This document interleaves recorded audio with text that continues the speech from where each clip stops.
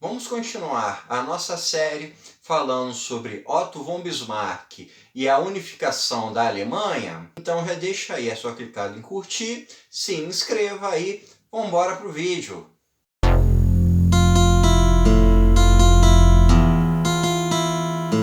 No vídeo anterior, nós falamos sobre o surgimento do nacionalismo alemão, do surgimento das ideias em se ter uma Alemanha unificada, dos empecilhos que impediam que esse processo ocorresse e também a conjuntura externa que atrapalhava também. Como vimos, o rei Wilhelm III chegou, assumiu a coroa da Prússia em 1863 e nomeou Otto von Bismarck como primeiro-ministro. E o Otto von Bismarck era bastante claro naquilo que ele pretendia. Ele pretendia unificar a Alemanha. Esse processo de unificação que começou a partir de 1863 e se encerrou em 1971, teve, de um lado, negociações diplomáticas, acordos, e também teve 3 guerras nesse período, sendo que essas guerras foram bastante importantes para mudar a conjuntura política e fazer essa unificação vir ocorrendo pouco a pouco.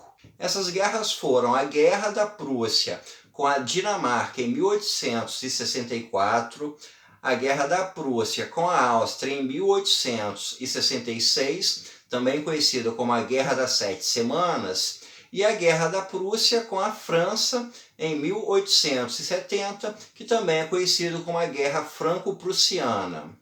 A primeira dessas guerras, a Guerra contra a Dinamarca, ocorreu em decorrência do falecimento do rei da Dinamarca e a disputa que existia em 2 regiões pertencentes à Dinamarca, as regiões de Holstein e Schleswig. Essas 2 regiões tinham uma cultura alemã, falavam a linguagem alemã, só que pertenciam à Dinamarca. E como a gente viu, a ideia da unificação alemã era de que todas as regiões que fossem da cultura alemã fizessem parte da Alemanha. Então, com a morte do rei da Dinamarca, o Bismarck reivindicou essas 2 regiões para si. E essa reivindicação resultou em uma guerra, uma invasão da Prússia aliada à Áustria a essa região, em 1864. Então, com isso, a Prússia ficou com a região de Schleswig e a Áustria ficou com a região de Holstein. Então, a gente tem o primeiro passo para esse processo de formação da Alemanha, que foi a anexação desse território que até então pertencia à Dinamarca. Porém, essas 2 regiões, uma que foi dominada pela Áustria e outra que foi dominada pela Prússia, acabou levando a choque entre os 2 países. A Prússia queria uma Alemanha para os alemães e a ideia de pequena Alemanha era a que tinha proeminência, uma Alemanha na qual a Áustria não faria parte. Então, a Áustria estava dominando um território que deveria pertencer à Alemanha. Por sua vez, a Áustria queria ter a primazia para esse processo de unificação da Alemanha. Então, ela queria dominar os territórios alemães e isso faria com que quisesse tomar todos esses pequenos estados alemães. Então, esses choques entre a Prússia e a Áustria levou a uma guerra no ano de 1866. Essa guerra teve um fator diplomático muito importante. O Bismarck fez uma negociação com a Itália enquanto as animosidades estavam fortes entre a Prússia e a Áustria. Basicamente, ele fez um acordo de que, assim que a Prússia entrasse em guerra com a Áustria, a Itália entraria em guerra com a Áustria pelo sul. E foi exatamente isso o que aconteceu. Enquanto a Áustria tinha no norte uma guerra com a Prússia, ela tinha ao sul uma guerra com a Itália, porque a Itália tinha interesse em territórios que estavam sob o poder da coroa austríaca. Então a Áustria ficou dividida entre 2 frontes e ela não conseguiu resistir a esse ataque. As forças prussianas venceram a guerra. O rei da Prússia, Wilhelm III, queria que as tropas prussianas invadissem a Áustria e tomassem Viena. Já o Bismarck, como a gente falou, ele era bem mais pragmático. Ele colocava o seu pragmatismo acima de tudo. Ele não queria dominar a Áustria, ele queria anexar aquelas regiões alemãs. Então, ele fez um acordo de paz com a Áustria. E nesse acordo de paz, o que ele obteve foi a região de Holstein, aquela região que pertencia à Dinamarca, que passou para a Áustria, agora então passou para a Prússia. A vitória da Prússia sobre a Áustria teve um efeito político muito forte entre esses pequenos estados que compunham a Alemanha. E foi nessas negociações, na esteira dessa guerra e do poderio que a Prússia demonstrou, alguns desses estados resolveram então integrar esse projeto da Alemanha. Entre alguns desses estados estão Hannover, Frankfurt e alguns outros. Nesse momento então foi criada a Confederação da Alemanha do Norte, que foi um novo país que surgiu da união entre esses estados. Diferentemente da Confederação Alemã, que surgiu em 1815, aqui não havia mais a soberania de cada um desses estados. Todos esses estados, como Hannover, Frankfurt, que passaram a integrar essa confederação, eles eram subalternos à Prússia. As monarquias desses locais se tornaram vassalas ao rei da Prússia e também passou a vigir em toda essa região uma constituição que foi produzida pelo gabinete do Bismarck. Então a gente vê mais um passo do poderio do Bismarck, de criar um sistema legal que prevalecesse sobre todos esses novos estados. Já a guerra com a França, que veio a estourar em 1870, tinha uma disputa territorial bem antiga e que durou mais um bom tempo e que muitos já ouviram falar nas suas aulas de história, que são a região de Alsácia e Lorena.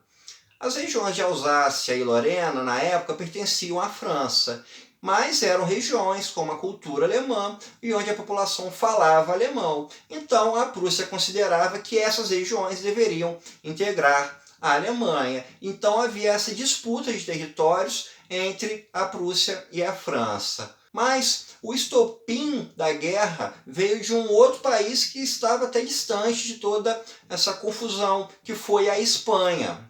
Após a queda do imperador Napoleão, começou a ter uma série de guerras na Espanha, conhecida como guerras cartistas, pela disputa sobre quem ficaria no trono.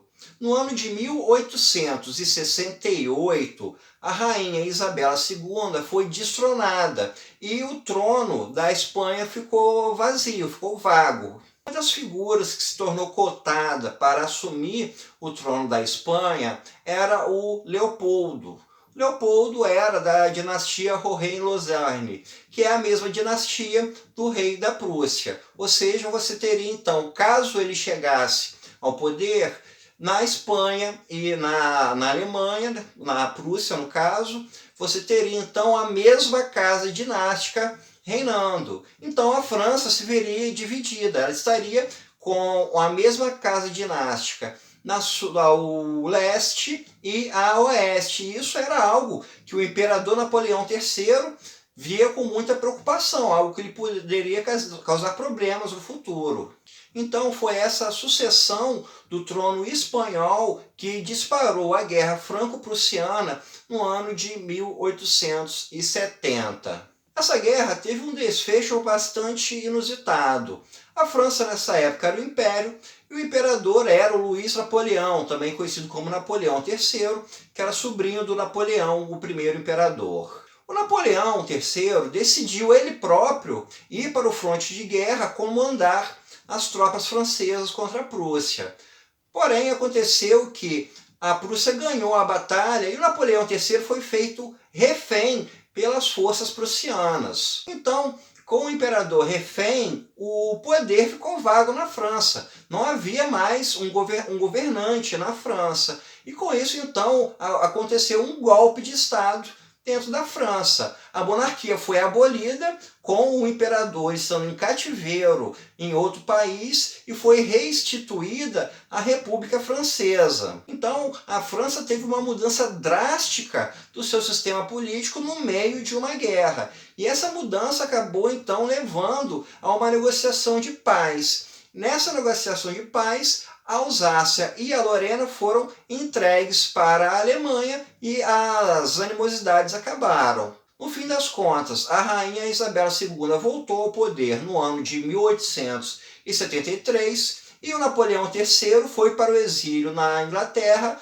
onde ficou até a sua morte. Então, a gente já tem uma noção da grandeza a qual a Prússia havia atingido. Ela havia formado essa Confederação dos Estados do Norte, havia anexado a Alsácia e a Lorena, havia derrotado a Áustria, e a França então mostrou um enorme poderio. Isso fez com que os últimos estados que faltavam para integrar a Alemanha então decidissem fazê-lo. Com isso, toda a região da Alemanha finalmente fez um acordo para formar o Império da Alemanha.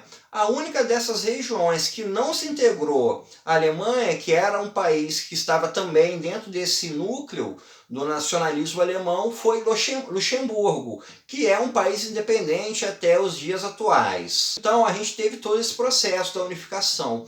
Todos esses antigos estados soberanos se unificaram para formar a Alemanha. Surgiu então de fato em 1871 o Império da Alemanha. O rei da Prússia, Wilhelm III, foi coroado o imperador Wilhelm I do Império da Alemanha, e o Otto von Bismarck se tornou então o chanceler do Império da Alemanha. E dessa forma surgiu então a Alemanha como um Estado uno, mais ou menos nas proporções que a gente conhece nos tempos atuais. O Otto von Bismarck ficou no poder até o ano de 1890. A dinastia de Hohenzollern imperou sobre a Alemanha até o ano de 1918. Nesse ano, a Alemanha foi uma das derrotadas na Primeira Guerra Mundial, e com a derrota a monarquia foi abolida. Com a monarquia abolida surgiu então a República de Weimar, que foi o primeiro movimento republicano na Alemanha. A República de Weimar foi bastante problemática e ela acabou no ano de 1933, que foi quando Adolf Hitler chegou ao poder. Então, pessoal, isso é tudo por hoje. Espero que vocês tenham gostado e até o nosso próximo encontro.